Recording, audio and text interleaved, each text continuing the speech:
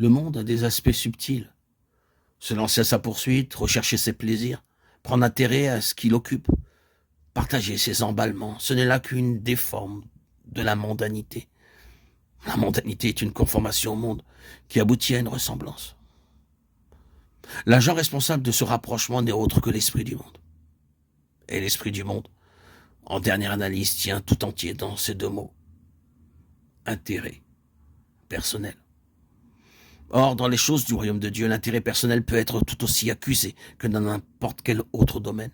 L'ambition, la réputation, le prestige, le crédit, la puissance, les occasions à saisir, les situations privilégiées, une place au soleil dans l'œuvre de Dieu, la satisfaction d'être quelqu'un, de réussir, d'avoir un entourage attentif, de trouver grâce et faveur aux yeux des hommes, de partager l'honneur qui s'attache à l'importance d'un lieu.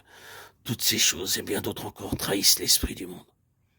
Elles contiennent toutes, qu'on s'en rende compte ou non, une part d'orgueil, de jalousie, d'envie, de convoitise, de prévention, d'incrédulité, d'amertume ou de quelque autre chose semblable.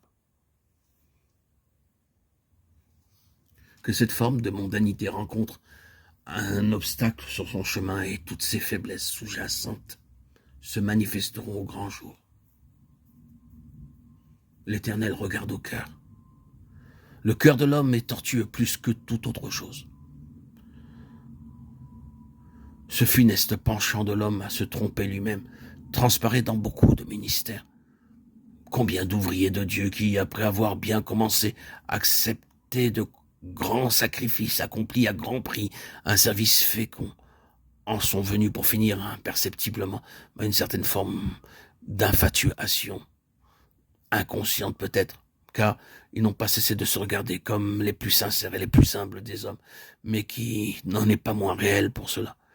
Ils n'ont pas réalisé que leur ministère proprement spirituel s'en était allé, ainsi que leur message. Ils ont laissé une espèce de maestria d'origine humaine se substituer à cette divine capacité qui est le lot par excellence d'un esprit brisé et dépendant. Cette déformation est tellement insidieuse, tellement lente à produire ses effets. Elle procède à pas si menus et se cache sous un extérieur si avenant qu'elle peut défier tous les observateurs. Celui-là seul, dont les yeux sont comme une flamme de feu, c'est tout ce qui se cache sous cette apparence de piété et de profondeur. À la longue, pour tout ce qui touche aux intérêts supérieurs de Dieu, et quelle que soit l'importance des succès apparents, ce serviteur-là est pour son maître une amère déception. Il est mis de côté.